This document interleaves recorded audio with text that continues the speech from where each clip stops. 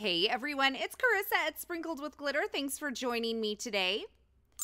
Today I'm going to show you a really easy method of watercoloring, and this, is super easy. You don't have to have artistic talent. It is one of those things that anyone can do. And I'm using some water-based markers today. You could use any types of water-based markers for this. I'm using the Zig Art and Graphic twin tip markers. They are very similar to Tombow markers. There's a few little differences in them. You could also use distress markers or pick up straight distress inks from like a craft mat or something.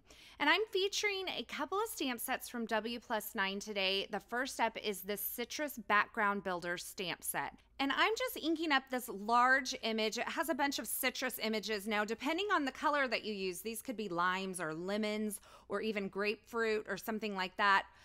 And of course, oranges. Can't forget oranges. My family has been growing oranges for years in California. And so oranges are where my mind normally goes when it comes to citrus. So I've stamped that in some mustard seed distress ink. And then I've taken these water-based markers and I've scribbled some color in there. I wasn't careful. I wasn't fussy about it at all. I used a couple of different colors of yellow, a lighter and a darker. And now I'm just taking a paintbrush and some plain, clean, clear water and kind of dabbing off my brush on that paper towel so I don't get too much water. And I am just moving this color around. Now, the distress ink is water reactive. So the more that you scrub over these images, the more that you're gonna lose those detail lines that the stamp provides. So you wanna kind of keep that in mind. I'm just kind of adding the water and almost patting it around and letting the water kind of move the color for me. Now on a couple of these, I did add a little bit of pink. I just wanted to show you that you can bring in multiple colors. It doesn't have to be all of the same color, so you can bring in a couple of different colors and blend those together. I kind of wanted to create like a grapefruit effect, but they ended up getting covered up, so a lot of good that did. So once I get that watercolored, I'm gonna go ahead and set it aside to dry, and I'm gonna work on some other images. And I'm gonna do watercoloring on these as well. And for all of the images today, including that previous citrus background builder, I am stamping onto some Ranger watercolor cardstock. And a lot of people like to stamp on the smooth side. And I have to say, if I want a really clean, finished image, I will do that. But today, I really wanted that loose watercolor look, and I wanted to use the textured side. And since I was doing watercolor on the first image, and since I'm using my Mini Misty on these images, I can go ahead and stamp on that textured side, and I still got a really good impression, and I only stamped these once. So keep in mind, you can get good impressions on that textured side. You just may want to use a stamp positioner in case you need to re-ink and stamp again. Now I use the VersaFine Clair Nocturne pigment ink for this because it's going to be waterproof once it's dry. And then once again, using the same method, I'm scribbling on some color with these water-based markers. I'm putting it in the areas that I want it to be darkest. And this time, I'm not going to scrub over the whole thing. I'm going to kind of take the water and add it to the areas where there is no ink. And I'm going to bring the water up to the edge of the areas where I've placed the ink. So I'm starting off of the ink and working to the edge of the ink. And that water is going to kind of activate that ink and let it kind of flow into the water and create a really loose watercolor effect. Now, I just want to remind you as a card maker, there are so many wonderful watercolor, like professional watercolors that we're all using, professional watercolor techniques. It doesn't have to be complicated to get great results. And that's really what I wanted to show you today. My friend Kathy Rakusin published a video the other day, and she kind of reminded me of this technique. And it was just one of those moments. She did something very detailed, and I wanted to do something very quick and easy.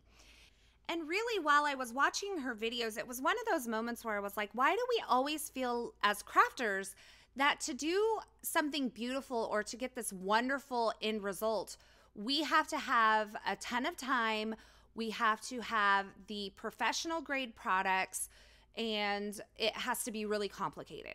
And it just was one of those moments where I'm like, I don't always have the time to do something to pull out my full-fledged watercolors, but I definitely have the time to do this. You can see I'm just scribbling color on and literally allowing the water to do the work. And I think on this teacup, you can really see what I'm talking about by taking the water, starting off of the ink and kind of working it over toward the ink. Now, if I want to move that ink a little more, I can scrub over it with my brush just a little bit. But this is a really quick and easy technique. You're going to get those dark edges where you have put the ink down, and it's going to really fade into a really beautiful watercolor result. And you can see on this teacup here, I'm actually even going back in and adding more color to this image because I didn't feel like it had quite enough. And I really love this kind of minty green that I used on this teacup. Now, once I have these all watercolored in that very quick scribble and watercolor fashion, I'm going to go ahead and heat set these, and then I'm going to use the coordinating dies to die cut all of these. And I love these coordinating dies because there are little inner areas that these cut out, like on the teacup and that large floral image over on the left-hand side. There's like inner pieces that get cut out, and I love dies that do that because I think it adds so much more detail to the finished project. So I've held the coordinating dies in place with a little bit of delicate surface painter's tape, and I'm running it through my Gemini Junior just to die cut these images out. And these are those little inner pieces that I was talking about. So beautiful once they're die cut. And once I run these all through my die cut machine, I'm going to go ahead and start kind of working on my card layout here. And I really wanted to use this large floral image here, but I just felt like with all the lemons in the background, it was a little too large for this particular card project. So I'm just going to set it aside and I have it ready to go for another card project. So now that my layout's kind of coming together, I'm going to work on my sentiment, and I'm going to gold heat emboss this hello sentiment onto some vellum. So I prepped the surface with a powder tool, I stamped it in some VersaMark ink, and then I added my gold embossing powder and I'm heat setting it. Now you can also see I have that banner image there. That is from the Bountiful Blooms die set. I just cut out the banner out of some vellum. I'm going to use the coordinating die to die cut this sentiment, which I think is absolutely beautiful. And then I'm going to layer it up onto that vellum banner that I created. And I'm just adding little strips of foam adhesive behind the embossed areas to kind of disguise it and mask the foam adhesive that's behind there. And then I'll just layer those pieces behind onto the foam adhesive. You'll see me do that here in just a minute. Now, originally I had cut that entire banner out of vellum, but I really felt like it needed a touch more of something metallic. So I went ahead and cut the outer portion of that banner out of some metallic gold cardstock, and I left the center portion as a vellum piece because it creates like an outer outline and then the inner solid portion.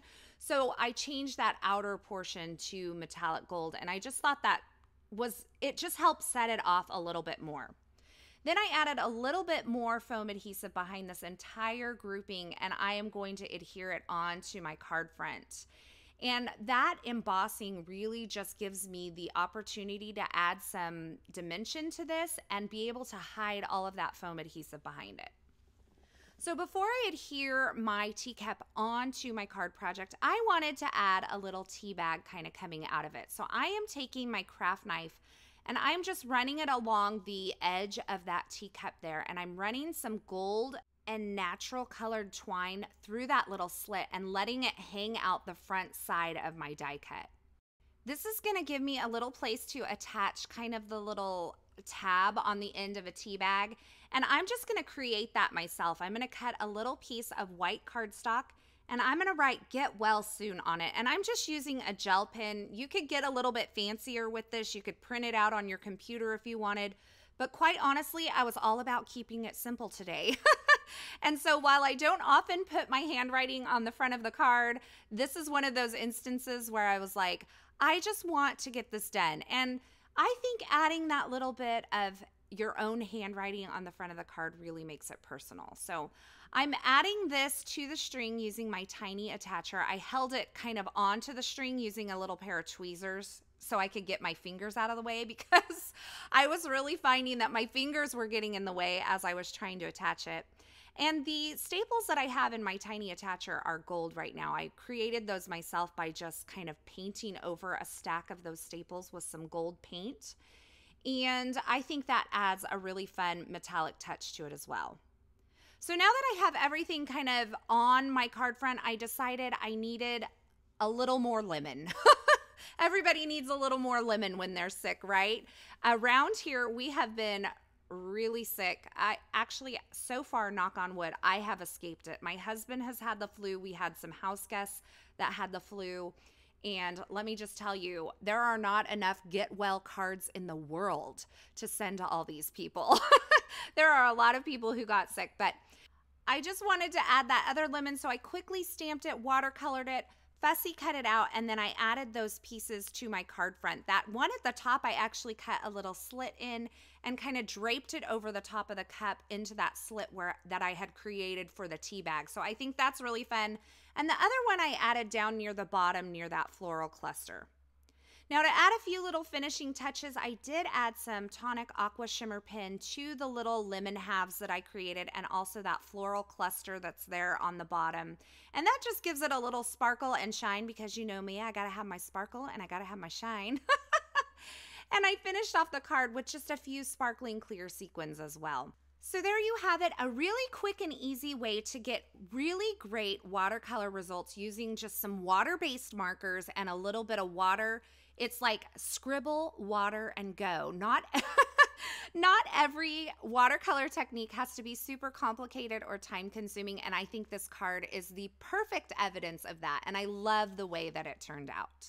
As always, I will have links to the featured supplies used in this project in the description at YouTube, but head on over to my blog at sprinkledwithglitter.com. Over there, you'll find more still shots, more information, and a complete list of supplies. As always, thanks for stopping by and hanging out with me today. Thanks for watching.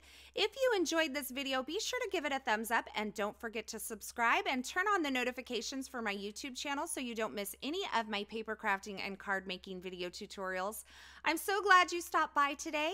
Until next time, I hope you have a fabulous day.